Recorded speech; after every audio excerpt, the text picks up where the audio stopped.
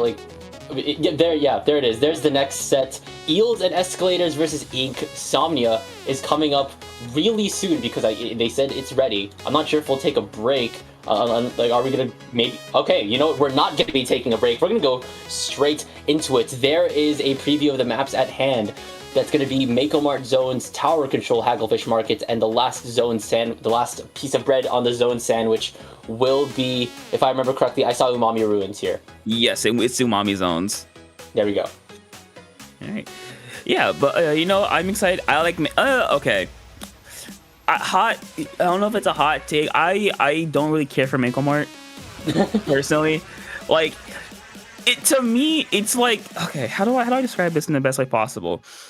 It's like the green beans of of Splatoon 3, where it's like, I like it. Like, okay, I like it. It's good, but I won't go out of my way for it, if that makes sense. Like, it's not like it's not a showstopper in my mind, right? It's like, it's good. Like zones I like, clams I like, but it's just like, I don't know how to describe it. It's just like, it's there, I like it, and that's all I can really say. I mean, it's definite. Like, it is a, between all, like, I'd say all the zones maps here, it may be one of the ones that we see like less, but even still, it's a very popular zone map. It has all like the elevation that you'd want to maybe for good skill expression, especially on AoE weapons like buckets and blasters.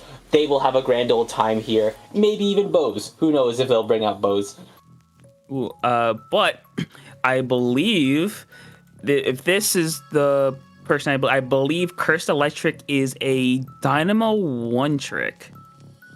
So, you know, you were talking about elevations. I think Dynamo kind of really good on this map. It's okay. It's just, you're not a weapon you see very often, but hey, maybe it'll work.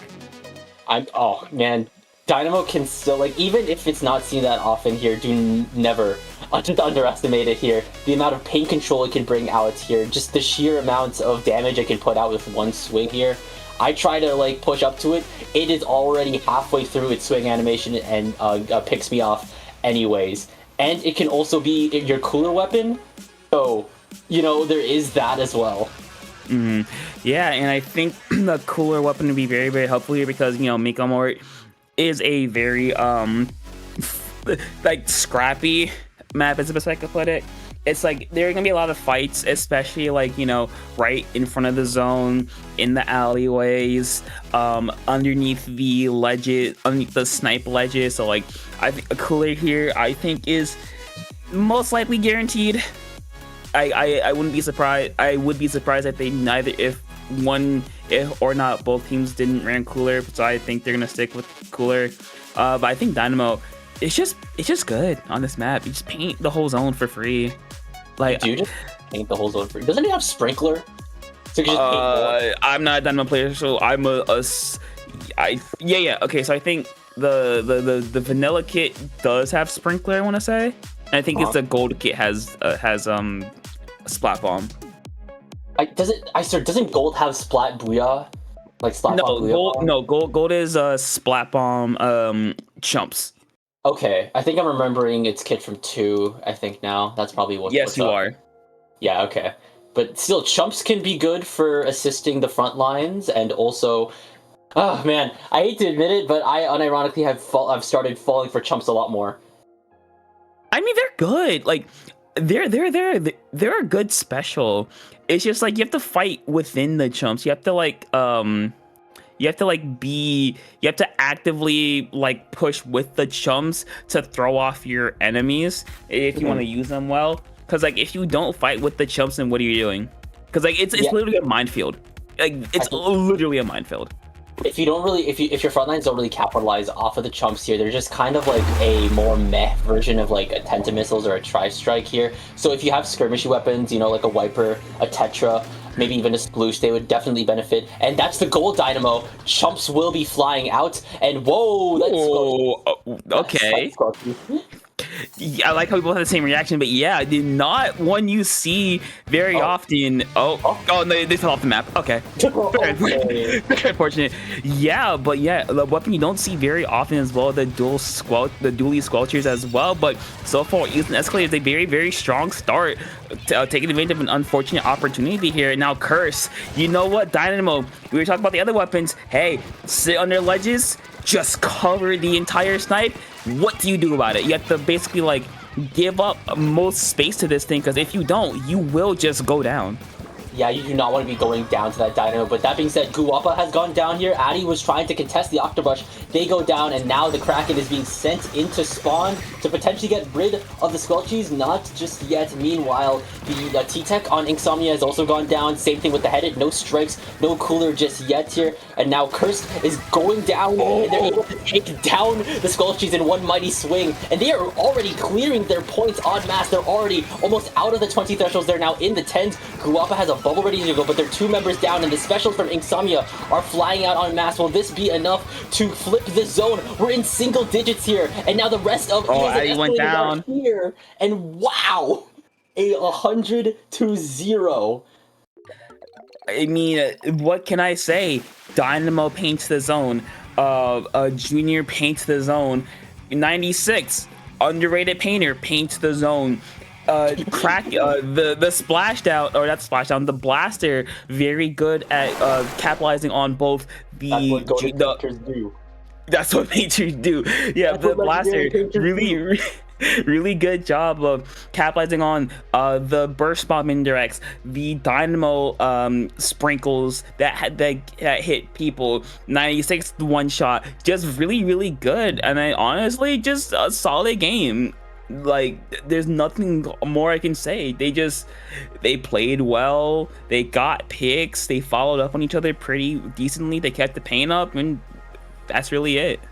Yeah, I think even when a lot of the key painters on Eels and Escalators, when they went down for a second here, maybe I think it was not the 90s, maybe the Junior as well as the Dynamo here, the Headed and the 96, or maybe the Headed and the Junior, they held the grounds in even amidst tri-strikes and the rest of Insomnia going in. They held their ground here, and their lead was just pushed that far in. And then next thing you know, the rest of Eels and Escalators, they came in like that one mercy gift right in the nick of time, and they secured the knockout. So game 1, Mako Marks, that's all said and done. Game 2 is now on the horizon. Hagglefish, we're back on Hagglefish.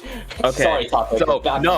So this is vanilla bean ice cream. It's a little different. It's not as bland. There's some flavor to it. It's a little bit different. So this is tolerable. Okay. I mean, well, I don't actually the whole vanilla ice cream the vanilla ice cream comparison makes sense. I think it really is not water soup, but it's a really complete like it's a blank slate of maps in the modes that it plays with, not just zones, also tower here, but it also has a lot of interesting points to bring up, specifically once you start getting past checkpoint 1. You need to pay attention to the top right and make sure that you can contest that before the defending team does. Let's get into it. What are we seeing? That is a Jet Squelcher, and that is a Silver Dynamo on Eels and Escalators. The Squelchies are still there from Insomnia, but we're now seeing the Comet's Brush as well as the Prozen. Yeah, you got the Fro Pro, Comet's Brush, and I believe, yeah, interesting. That's a lot of special charge up on the Jet Squelcher. I believe, is that the Rain one? I don't remember Jet Squelcher. Yeah, very interesting there. You know, that longer range option, I think, to, like you said, contest that top right side, be very, very helpful here. We're going to see if they use that to advantage, but Guapa, very, very nice fall-off shot onto Addy. But now, if you're Insomnia, you have a lot of range you have to deal with. Like, how do you break through this? Because if you don't, you see right here, Guapa on the right-hand side, just locking it down as best as they can. And when they try to attack him, you see right there, they get punished and forced to back away. And look how much space just taken over on this right-hand side. Moving left, Glitch is still there. They're going to go down. Guapa, the Jet Squelcher frontliner, why not? I mean, I think one thing I may want to point out as we're starting to go to the first checkpoint right now, I think Eels and Escalators are starting to take a little bit less paint in this. We're now sporting 2 blasters, and I think Curse is going to have to put a lot of paint onto their backs, but Dynamo could just be the answer for it here, and they're just poking at Glitch from the tower, not even as it goes on, and here's a Booyah Bomb being charged from the S-Blast. The Custom Blaster unfortunately going down, but they have cleared that first checkpoint, and now they're starting to go. Blast is in the top right, dropping down, and they are at the second checkpoint here. That's already some very solid numbers being put up by Eels and Escalators.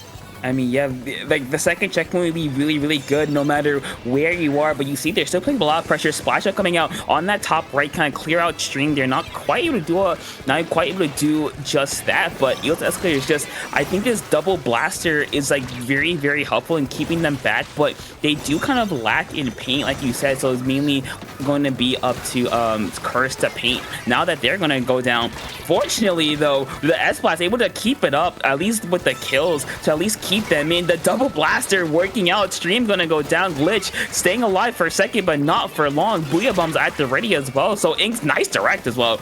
But so Ink Somnia just, they had the opportunity there when Eels Escalators went 2 members down, but Eels Escalators, they just really recovered quickly, and you see right there the range coming out, splash downs out as well, and that second checkpoint's gone, maybe the third checkpoint as well, because you see Kirk just dancing on tower, staying alive. Someone else can get on it, but Ink Somnia just really trying their best to kind of do some damage control at this point, but Eels Escalators are just jumping in again and again, just overwhelming pressure is working out for them.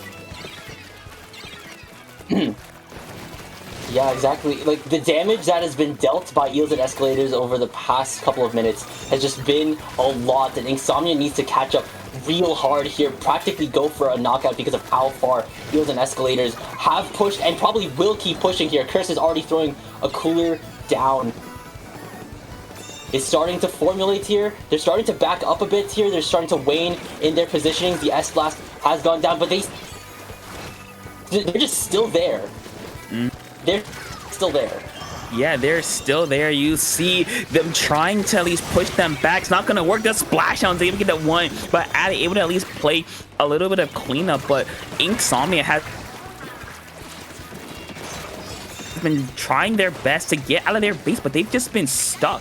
It feels like they haven't really been able to do a whole lot. This double blaster, this cooler is just doing so much damage or so much work for Eels Escalators. They just keep up this pressure and just keep it going as long as possible. You see them spawn camping with 2 blasters, not something you see every single game. We're a minute left in this game, and Eels Escalators are just keeping Insomnia in their base. Insomnia has yet to score. 2 members are going to go down. Glitch goes down to a splashdown. I think Stream goes down to Rain. 3 members down, so even in the best case scenario, there's a wipeout. But for Eels and Escalators, Insomnia's are all down. They're just keeping it up. At this point, they're keeping it up. Yeah. They're still there. I've been saying this topic, and I think we're seeing the S-Blast in a little bit of a pickle here. Zach is trying to jump into them. They don't have Splashdown to counteract this. It is right now only Cursed, and I don't know where Guapa is right now, but they're dancing on the tower pole as well around the cooler. They don't push it any further, but I think the key damage that is being dealt is that the tower was still in Insomnia's side of the map, which means they need to make the push work from their end of the map onto Eels and Escalators' end of the map in overtime, and the odds are starting to stack on Insomnia's end. They have to pull off a Hail Mary, and already their members are going down. Addy is cornered. The Dynamo's gone down, but that doesn't matter because Guapa's gonna get the last pick to close out the set 2-1. Okay, 2-0. I'm pretty sure that lock or that push lasted like 4 minutes. Or that was a nice fist bump too. Like, I believe they started pushing at like 450.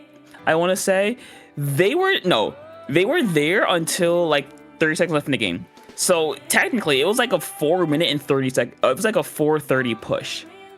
most of the game was spent not on Somnia's side, but in Somnia's base on the top right side in their plat area.